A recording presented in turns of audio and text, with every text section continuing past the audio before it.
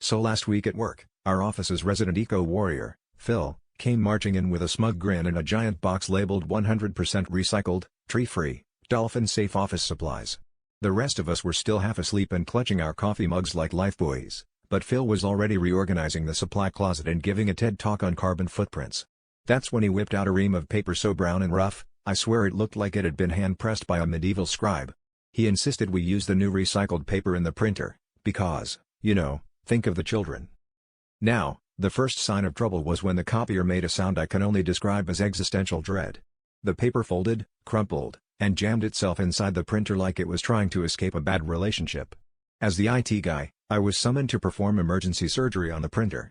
I spent 30 minutes elbow deep in paper shrapnel while Phil hovered over me, offering unsolicited advice about the ozone layer and asking if I'd considered composting my lunch. Meanwhile, a queue of increasingly frustrated coworkers formed, clutching documents that urgently needed printing. By lunchtime, the break room was filled with people whispering about the incident.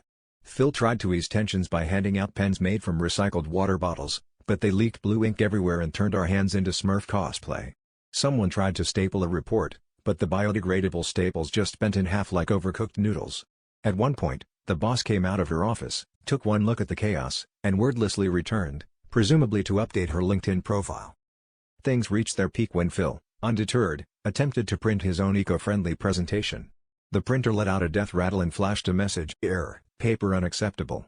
We all stared in silence as Phil muttered, "Guess the printer's not ready to turn over a new leaf."